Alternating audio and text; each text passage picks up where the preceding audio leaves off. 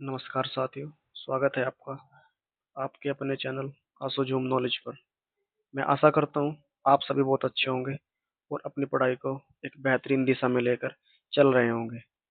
साथियों, आज का जो सेशन रहने वाला है वो है हमारा हिंदी का प्रैक्टिस सेट 4। आज हम इसका चौथा प्रैक्टिस सेट करने जा रहे हैं और इसके अंतर्गत हम 40 एमसीक्यू क्वेश्चनों की प्रैक्टिस करेंगे। ठीक है, तो आइए अपनी आज के सेशन की शुरुआत करते हैं। क्वेश्चन नंबर 1, द्विज का अनेकार्थी क्या होता है? द्विज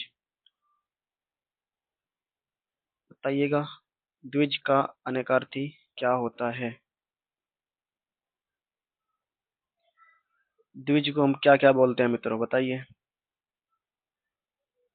द्विज को हम हाथी नहीं बोल सकते, वस्त्र भी नहीं बोलते, जल भी नहीं बोलते, लेकिन द्विज का एक अर्थ होता है, इसको हम कहते हैं दांत। ठीक है, बाकी द्विज के और भी अनेकार्थी शब्द होते हैं, जैसे पक्षी हो गया, पक्षी द्विज को ही बोलते हैं।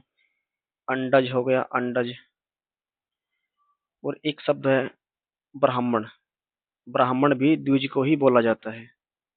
और एक वर्ड और भी है साथियों, वो है चंद्रमा। चंद्रमा जो शब्द है ये भी द्विज का ही अनेकार्थक शब्द होता है। साथियों, आपसे गुजारिश रहेगी क्लास में अंत तक बने रहिएगा। ठीक है, क्लास को लाइक जरूर करिएगा। और आपको बता के चले, हमारी ये क्लास, हमारा ये प्रैक्टिस सेट सभी वैकेंसी के लिए, UP police constable, SI, jail warder, fireman इत्यादि ऐसी तमाम भर्तियां जिनमें हिंदी आती है, सभी के लिए बेहतरीन रिजल्ट देने वाला और एक बेहतरीन कंटेंट आपके सामने दिया जा रहा है। ठीक है, सभी के लिए सफिशिएंट है। वाच्य कितने प्रकार के होते हैं? Question number 2। तो वाच्य मित्रों 2, 3, 4, 5, इनमें से जो वाच्य के प्रकार होते हैं वो होते हैं 3। एक होता है कृतवाच्य, कृतवाच्य की सही वर्तनी ये लिखी जाएगी, कृतवाच्य। एक होता है क्रमवाच्य और एक होता है भाववाच्य। ठीक है, इनमें कर्ता और कर्म कोई सा भी प्रधान नहीं होता। कर्तवाच्य में कर्म प्रधान होता है, यानी कर्ता। कर्तवाच्य में कर्ता प्रधान होता है और कर्मवाच्य में कर्म प्रधान होता है। ठीक है, नेक्स्ट क्वेश्चन। कौन सा तत्सम शब्द है? इनमें से कौन सा शब्द जो है तत्सम है? छा, केवड़ा, केतकी या फिर करेला। तो इनमें से जो केतकी शब्द दिया है, केतकी, ये एक तत्सम शब्द है। इसको हम क्या कहते हैं? इसको हम कहते हैं सेत की। ठीक है, सेत की। बाकी करेला, करेला का जो तत्सम होता है वो होता है कारवेल, कारवेल। केवड़े को बोलते हैं हम केतक, केतक। और छा आपको पता ही होगा, छाया। तो इसका जो राइट आंसर हो जाएगा वो हो जाएगा केतकी। केतकी शब्द एक तत्सम शब्द होता है।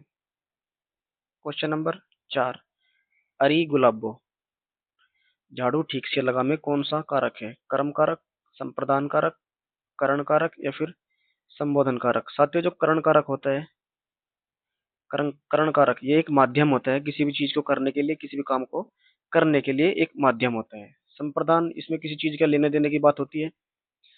और जो ये संबोधन कारक होता है, संबोधन कारक, यही होता है हमारा जो ऊपर का आपसे क्वेश्चन पूछा गया है, अरे गुलाबो झाड़ू ठीक से लगा, इसमें ही संबोधन कारक है। ठीक है, इसमें आपको देखने को मिल जाएगा ये विस्मयादि बोधक चिन्ह भी, अव्यय भी देखने को जरूर मिलेगा। नेक्स्ट, यथाशक्ति में समास बताइएगा कौन सा होता है? यथाशक्ति, यानी कि यथाशक्ति का अर्थ होता है शक्ति के अनुसार। तो यथाशक्ति में जो समास होता है वो होता है अव्ययी भाव समास। ऑप्शन सी इसका सही जवाब हो जाएगा।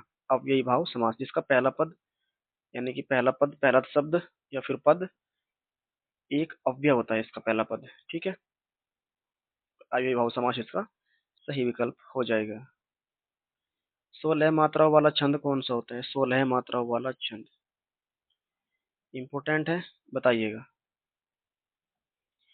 मैं आपको छंद की एक छोटी सी ट्रिक भी बता के चलूंगा यहाँ पर कि कौन सा छंद सममात्रिक होता है, कौन सा अर्ध सममात्रिक होता है और कौन सा छंद विषम मात्रिक होता है। बताइए यहाँ पर 16 मात्रिक वाला छंद कौन सा होता है? तो 16 मात्रा वाला जो छंद होता है हमारा चौपाई छंद। इसका जो सही जवाब होगा वो होगा चौपाई छंद। ठीक है। और जो दोहा होता है, क्या नाम, जो चौपाई होता है, चौपाई, ये एक सममात्रिक छंद होता है। इसके प्रत्येक चरण में 16-16 मात्राएं होती है। दोहा अर्ध सममात्रिक होता है, जबकि जो दिया गया है घनाक्षरी, ये एक ना तो मात्रिक, ये मात्रा के आधार पर इनकी इसकी गिनती नहीं होती। ये एक वर्णिक छंद है, यानी कि वर्ण के आधार पर इसकी गिनती होती है, वर्णिक छंद। आइए थोड़ा सा छंद के बारे में जानने की कोशिश करते हैं। सबसे पहले आ जाएंगे हम अर्ध सममात्रिक छंद कौन कौन से होते हैं। ठीक है। अर्ध सममात्रिक छंद, ट्रिक के माध्यम से आपको एक लाइन याद रखनी है। वो लाइन मैं आपको बताऊंगा। हमारे लिए तो 200 बला 200 बला आदि है। आदि से तात्पर्य होगा यहाँ पर अर्ध सममात्रिक। ठीक है। तो आपको याद रखना है यहाँ पर दो, दो से दोहा, यानी कि दोहा एक अर्ध सममात्रिक छंद है। और 100 से सोरठा, सोरठा भी एक अर्ध सममात्रिक छंद है। और वैसे बरवे, जिसमें 12-7 मात्राएं होती है, ये भी अर्ध सममात्रिक है। उल्ला से उल्लाला, उल्लाला छंद भी एक अर्ध सममात्रिक छंद ही होता है। ठीक है। तो हमारे लिए 200 बला भी आदि, आपको ये लाइन याद रखनी है, 200 बला भी आदि है। आदि से आप रिलेट कर सकते हैं, आदि का इस्तेमाल यहाँ पर किया गया है अर्ध सममात्रिक के लिए। ठीक है मित्रों। तो हमने अर्ध सममात्रिक छंद देखे कौन कौन से होते हैं। अब आइए देखते हैं इसमें जो विषम मात्रिक छंद होते हैं, सॉरी, पहले सममात्रिक छंद के बारे में देखने की कोशिश करेंगे। सममात्रिक छंद कौन कौन से होते हैं। ये तो हो गए अर्ध सममात्रिक, और ये हो जाएंगे सममात्रिक छंद। ठीक है। इसमें भी आपको एक लाइन याद करके चलनी है जो मैं आपको बताने वाला हूँ। चोर ही तो हरि के गीत, यानी कि भगवान के गीत, हरि गीत वीरों के सम, यानी कि वीरों के समान गाते हैं, वीरों के समान गाते हैं। आपको ये लाइन साथ में देखो याद करनी तो पड़ेगी। ठीक है। बाकी इसमें आपको बहुत सारे ट्रिक में देखने को मिलेंगी इस वर्ड में, इस लाइन में। चोर, चो से हो जाएगा चौपाई। ठीक है साथियों। चौपाई एक सममात्रिक छंद होता है जिसमें 16-16 मात्राएं होती है। और रै से, इस वाले रै से रोला, रोला छंद भी सममात्रिक है। ही से क्या बनेगा, अहीर छंद, अहीर छंद। तो से तोमर, और हरि से हरि गीतिका,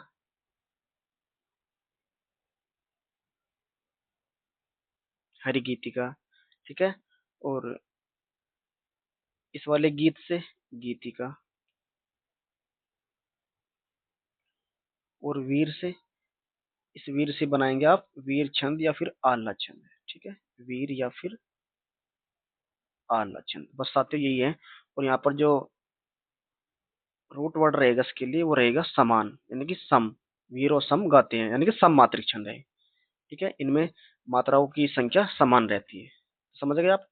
चोर ही तो हरि गीत वीरों के समान गाते हैं, ये हो गए हमारे सममात्रिक छंद। और अर्ध सममात्रिक में हो गए दोहा, सोरठा, बरवे और उलाला। ठीक है। 200 बला आदि है। बाकी विषम मात्रिक छंद में आपको कुछ याद रखने वाली बात नहीं है। विषम मात्रिक छंद दो होती हैं, एक तो होता है हमारा कुंडलिया,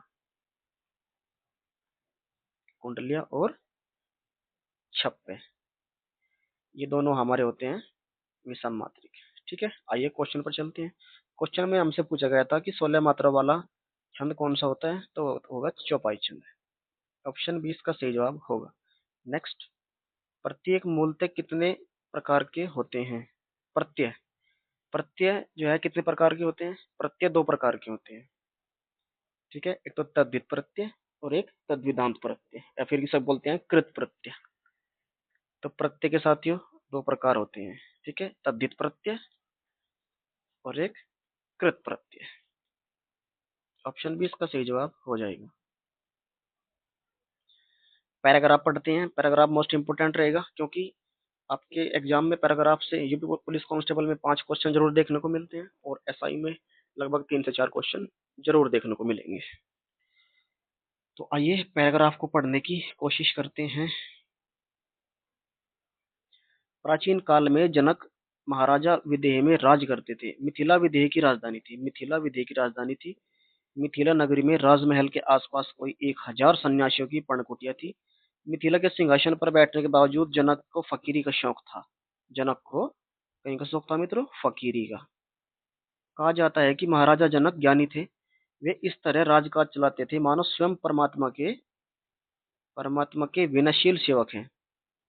सुबह से शाम तक सारे राज्य का प्रबंध करते, शत्रुओं का पता करते, अपराधी को दंड देते, लोक कल्याण के उपाय करते, तथा इतना सब कुछ करने पर भी वे किसी सांसारिक कार्य में लिप्त नहीं होते थे। इसलिए लोग उनको विधेयजनक कहते थे। बताइएगा। आइए क्वेश्चन पर चलते हैं इसके। गद्यांश के अनुसार महाराजा जनक का क्या शौक था? अमीरी का, फकीरी का, किसी का नहीं, या फिर बाबागिरी का? हमने अभी देखा है कि जनक को फकीरी का शौक था। फकीरी का। ठीक है, ऑप्शन बी इसका सही जवाब होगा।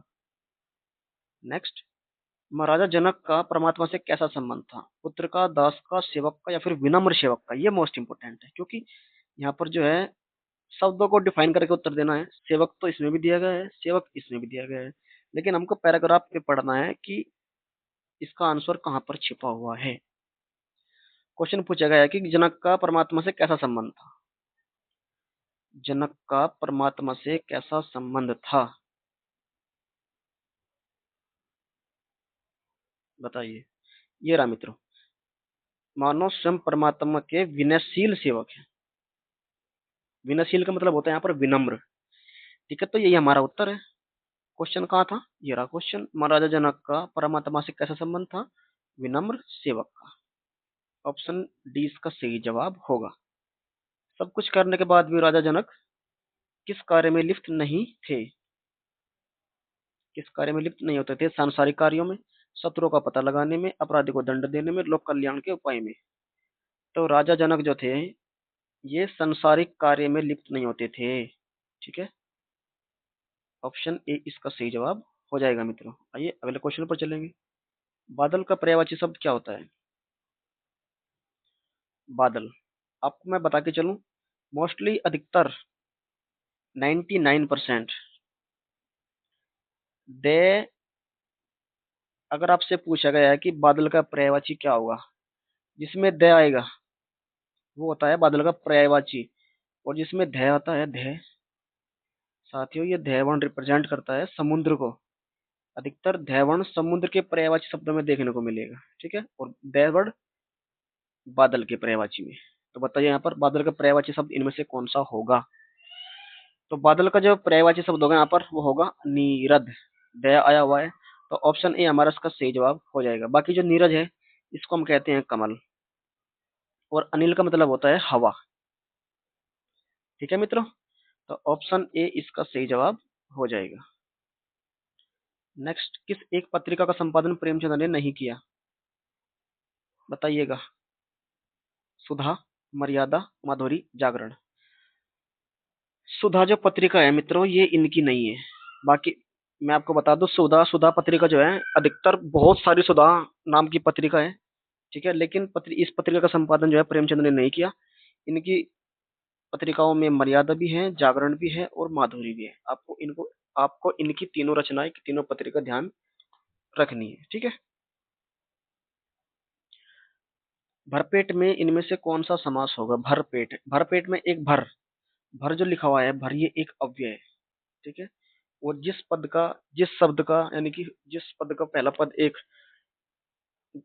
संख्यावाची होता है उसे तो कहते हैं हम द्विगु समास, लेकिन जिसका पहला पद एक अव्यय होता है उसे हम कहते हैं अव्ययी भाव समास। तो यहाँ पर इसको जो राइट आंसर होगा वो होगा अव्ययी भाव समास।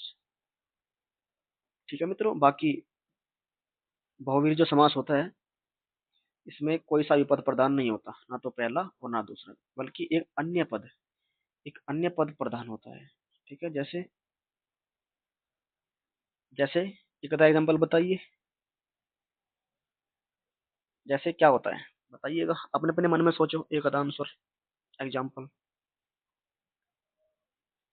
नीलकंठ, नीला है जिसका कंठ, यानी कि महादेव जी। नेक्स्ट, किस वाक्य में प्रश्नवाचक सर्वनाम का प्रयोग हुआ है? प्रश्नवाचक, क्वेश्चन मार्क। तो देख लीजिए क्वेश्चन मार्क कौन से विकल्प में है, इसमें है, ऑप्शन बी में है, तो यही हो जाएगा, एक प्रश्नवाचक सर्वनाम का उपयोग विकल्प। उज्जवल शब्द की आपसे वर्तनी पूछी गई है।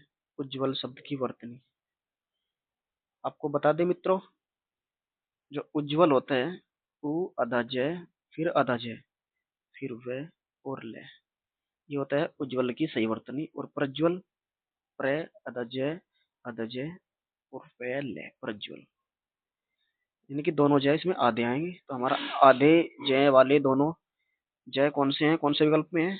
ऑप्शन नंबर बी में। ठीक है मित्रों।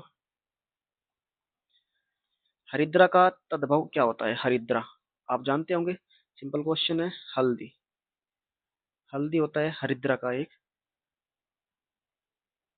तद्भव रूप। बाकी जो हार लिखा हुआ है, हार, ये आपसे एग्जाम में पूछा जाता है कि अनेकार्थी शब्द के रूप में इसको पूछा जाता है कि हार शब्द का अर्थ क्या क्या नहीं होता। हार होता है साथियों एक गले का हार, और एक होता है यानी कि पराज्य।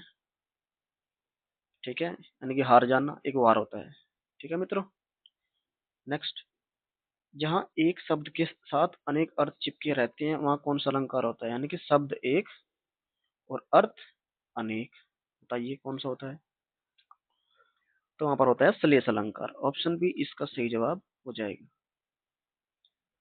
ठीक है मित्रों। बाकी अनुप्रास अलंकार वो होता है जहाँ पर एक ही वर्ण की आवृत्ति बार बार होती है। वर्ण की आवृत्ति, एक अनार लिखा हुआ है ना, यानी कि ऐसे अनार, तो ऐसे अनार को आप ऐसे लेके चलो, ए यानी कि एक ही वर्ण है, तो यहाँ पर अनुप्रास अलंकार में एक ही वर्ण की आवृत्ति बार बार होती है। बाकी यमक अलंकार में एक शब्द की आवृत्ति बार बार होती है। शब्द और वर्ण में अंतर होता है, शब्द बड़ा होता है जबकि वर्ण एक छोटा होता है। ठीक है। नेक्स्ट, गायक गीत गा रहा है, किस काल का उदाहरण है? गायक गीत गा रहा है, अभी गीत नहीं गाया चुका, यानी गीत गा चुका नहीं है वो, अभी गा रहा है। तो इसमें जो है काल इसका कौन सा हो जाएगा? संदिग्ध तो नहीं है, सामान्य भी नहीं है। सामान्य होता तो ऐसा होता, गायक गीत गाता है, यानी कि बाद में गाता है। ठीक है, गायक गीत गाता है, ये होता है सामान्य वर्तमान काल। लेकिन यहाँ पर बोला गया है आपसे गायक गीत गा रहा है, तो इसका जो राइट आंसर होगा तात्कालिक वर्तमान काल। ऑप्शन सी इसका सही जवाब हो जाएगा मित्रों। नेक्स्ट क्वेश्चन, हिंदी के उपसर्ग से नहीं बना, कौन सा शब्द जो है वो हिंदी के उपसर्ग से नहीं बना? यानी कुछ उपसर्ग संस्कृत के भी होते हैं और कुछ उपसर्ग हिंदी के भी होते हैं।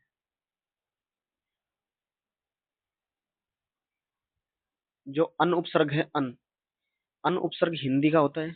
बिन उपसर्ग भी हिंदी का होता है। बिन, ये हिंदी का होता है।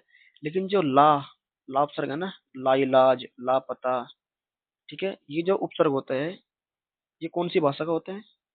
ये होता है मित्रों उर्दू भाषा का उपसर्ग, उर्दू। तो हमसे पूछा गया था कि हिंदी का उपसर्ग इनमें से कौन सा नहीं है, तो ऑप्शन डी ही हो जाएगा। ठीक है, तो इस क्वेश्चन का जो राइट आंसर होगा वो होगा ऑप्शन डी। पाली भाषा के सर्वप्रथम वैयाकरण कौन है? पाली भाषा के सर्वप्रथम वैयाकरण बताइए। पाली भाषा के सर्वप्रथम व्याकरण कौन है? तो पाली भाषा के जो सर्वप्रथम व्याकरण है वो है हमारे कच्चायन, एक बहुत बड़े महान विद्वान हुए हैं साथियों पाली भाषा से। ठीक है, बाकी जो यहाँ पर दिया गया है पाणिनि, ये मित्रों कौन सी भाषा के हैं? ये माने जाते हैं संस्कृत भाषा के। ठीक है, ध्यान रखना है, कंफ्यूज बिल्कुल भी मत होना है। संस्कृत भाषा के महान ये प्रसिद्ध वैयाकरण हुए हैं पाणिनि जी, और पाली भाषा के कच्चायन। ठीक है। बाकी पतंजलि जो लिखा हुआ है, इनका एक दर्शन है, वो दर्शन कौन सा है? योग दर्शन। योग दर्शन। आइए फटाफट क्वेश्चन के ओर चलते हैं। आग और राग का कवि किसको कहा जाता है? आग और राग का कवि किसको कहते हैं? आग और राग का कवि कहा जाता है रामधारी सिंह दिनकर को। ऑप्शन डी इसका सही जवाब हो जाएगा। Under developed. अंडर डेवलप्ड का हिंदी में अर्थ क्या होता है? विवादग्रस्त। साथियों, विवादग्रस्त को हम बोलते हैं कंट्रोवर्शियल। कंट्रोवर्शियल। और अति विकसित को बोलते हैं हम क्या? डेवलप्ड, है ना। लेकिन जो अंडर डेवलप्ड बोलते हैं वो बोलते हैं हम अल्प विकसित को। ठीक है। अल्प विकसित को बोलते हैं हम अंडर डेवलप्ड। बाकी जो पिछड़ापन लिखा हुआ है, पिछड़ापन, पिछड़ेपन को बोला जाता है बैकवर्डनेस। BACK word NESS। ठीक है। पिछड़ेपन को बैकवर्डनेस बोलते हैं। और ये क्वेश्चन आपसे जो है जरूर पूछा जाएगा एक वर्ड मीनिंग से संबंधित। क्वेश्चन पूछा गया आपसे, रस के अवयवों की संख्या किसे कहते हैं? कितनी, यानी कितनी होती है? रस के भाग तो मित्रों बहुत होंगे, रस के प्रकार, भेद, लेकिन जो अवयव होते हैं रस के, जो चार ही होते हैं। कौन कौन से होते हैं? भाव, विभाव, अनुभाव और संचारी भाव। ठीक है। यानी कि स्थायी भाव, संचारी भाव, अनुभाव और विभाव। ऑप्शन चार कौन से में है? बी में। ऑप्शन बी इसका सही जवाब होगा। घड़ी संज्ञा का कौन सा प्रकार है? ये घड़ी, वो घड़ी, ये घड़ी, यानी कि घड़ी बहुत प्रकार की होती है। तो यहाँ पर संज्ञा कौन सी होगी? जातिवाचक संज्ञा। जातिवाचक संज्ञा। और मैंने आपसे बोल दिया ये सोने की घड़ी है, सोनी वॉच, तो ये एक हो जाती है व्यक्तिवाचक संज्ञा। ठीक है। रसो उत्पत्ति, रस की उत्पत्ति में आश्रय की चेष्टाएं क्या कहलाती है? आश्रय की चेष्टा यानी कि मनोकामना, भीतर से जो भावना निकले ना, जो भीतर से जो भावना निकलती है, उनको हम क्या कहते हैं? उन्हीं को हम कहते हैं अनुभाव। ऑप्शन सी इसका सही जवाब होगा मित्रों। नेक्स्ट, ये कथन उक्ति दी गई है, बताइए किसकी है? देसिल बाना सब जन मिटाते तैसन जपो अवहट्टा। जपो, तैसन जपो अवहट्टा, ये किसकी प्रसिद्ध उक्ति है या फिर कथन है? ये है विद्यापति का। आपको ये याद करनी पड़ेगी। ठीक है, इनमें कोई शॉर्टकट नहीं होता। आजकल वह दिल्ली में रहता है, इसमें आजकल, आजकल किस प्रकार का क्रिया विशेषण है? आजकल समय को दर्शा रहा है कुछ, बताइए। समय को दर्शाता है या फिर स्थान को दर्शा रहा है या फिर किसी चीज की माप तोल को बता रहा है? तो ये एक समय को दर्शाता है जब, और इसका जो विकल्प हो जाएगा हो जाएगा कालवाचक क्रिया विशेषण। ठीक है। आपसे अगर पूछता आजकल वह दिल्ली में रहता है, तो यहाँ पर दे देता दिल्ली। दिल्ली क्या है? फिर होता इसका सही आंसर स्थानवाचक क्रिया विशेषण। ठीक है मित्रों। नेक्स्ट, आलंबन और उद्दीपन के द्वारा आश्रय के हृदय में स्थायी भाव जागृत या उद्दीपित होने पर आश्रय में जो चेष्टाएं होती हैं उन्हें क्या कहते हैं?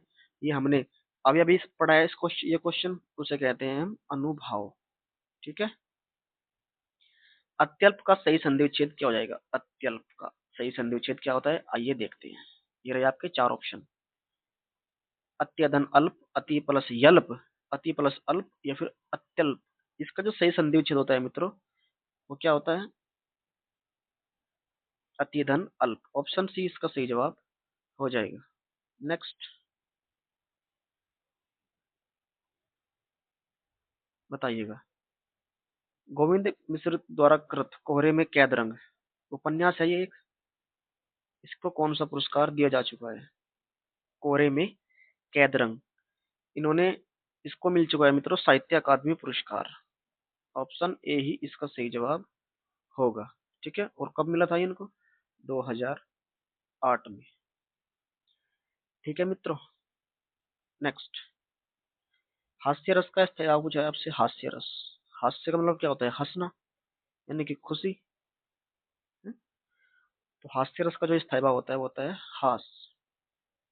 बाकी रति होता है श्रृंगार रस का, शांत रस का निर्वेद होता है, और शोक किसका होता है? करुण रस का। इसका जो सही जवाब होगा मित्रों वो होगा हमारा हास। इनमें से स्त्रीलिंग बताइए कौन सा होगा? और रस के स्थायी भाव आपसे आपको जरूर याद करनी है। जैसे कि वात्सल्य रस का क्या होता है, बताइए। स्त्रीलिंग क्या होगा, निर्देश दिया या फिर निर्देश दी। दिया बोलते हैं, गलत होगा। संदेश दी, नहीं संदेश दिया, सही बात, संदेश दिया होता है। कथन कहा या कथन कही, नहीं। बात कही या फिर बात कहा, कही, कही बोलते हैं। यानी कि आपको स्त्रीलिंग और पुल्लिंग में कुछ ना कुछ शब्द में जोड़कर बनाकर देखने की आदत होनी चाहिए, ठीक है। तभी आप वहां पर टाइम को भी अच्छे तरीके से मैनेजमेंट कर पाओगे। बात, ऑप्शन बी इसका सही जवाब होगा। दो शब्दों के बीच प्रयोग किए जाने वाले चिन्ह को क्या कहते हैं, यानी कि मैं आज यहाँ पर लिख दूं आज कल, या फिर आपने देखा होगा भाई बहन के बीच में एक छोटा छोटा सा डैश चिन्ह लगा देते हैं ना, ये वाला, ये वाला। तो इस चिन्ह को क्या कहते हैं हम, इस चिन्ह को हम बोलते हैं योजक चिन्ह। ऑप्शन डी इसका सही जवाब हो जाएगा मित्रों, ठीक है। जैसे लाभ हानि में, माता पिता में ऐसे चिन्ह देखने को मिलते हैं।